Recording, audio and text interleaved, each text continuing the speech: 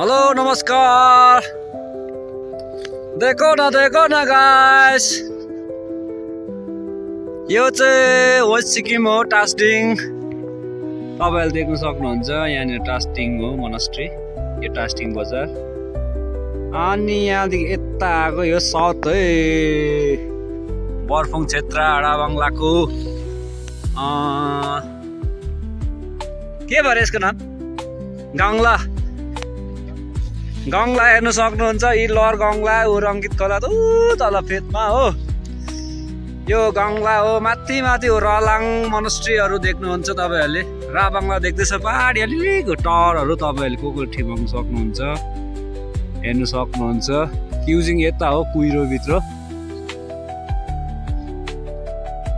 त्यहाँनिर मम्रिङ मोनास्ट्री क्युजिङहरू यता हो, यो हो। त्यहाँबाट यता आएको यो राबाङ्ला, हनुमानले पादेको जग्गा दुम्म देख्दै हुँदैछ। पहाडी हेर्नुहोस्, भ्यू पोइन्ट हल्का।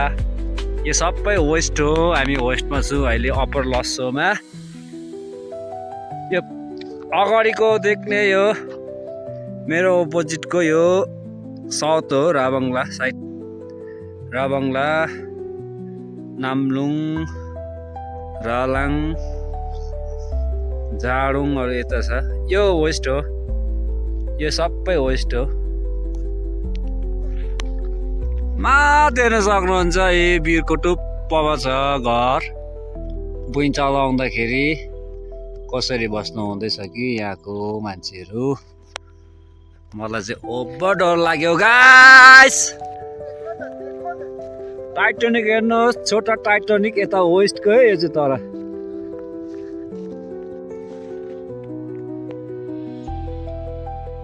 नाम्लोङ स्कुल हेर्नुहोस्। सो गाइस, हामी चाहिँ यहाँबाटै फर्केको, किनकि जाँदा भुइँचालो आयो। त्यसैले यहाँ हेर्नुहोस्, वीर पहिरो, डरलाग्दो जग्गा छ। हामी चाहिँ अहिले टास्टिङमा छु, अप्पर लसोमा। भन्दै आजको मेरो छोटो कन्टेन्टलाई यहीँ राख्न चाहन्छु। Thank you. मन पऱ्यो भने सेयर सब्सक्राइब गर्नुहोला, लाइक पनि गरिदिनुहोस्, कमेन्ट पनि गरिदिनुहोस्। हेर्नुहोस् टास्टिङ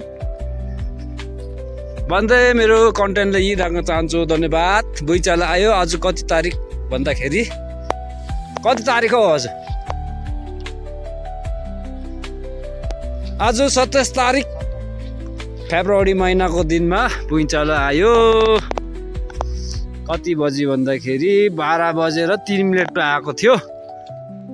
त्यसैले हामी चाहिँ फर्केको यहाँबाट। तल हेर्नु सक्नुहुन्छ रङ्गित खोला, यहाँनिर एउटा ब्रिज पनि छ, क्यामेरा हाउडै छ हो। तपाईँहरूले सहयोग गर्नुहोस्।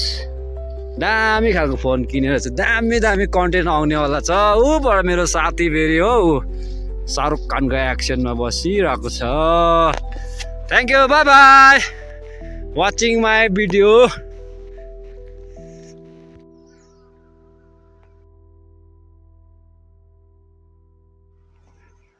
हाम्रो घर चाहिँ त्यो पारी हो,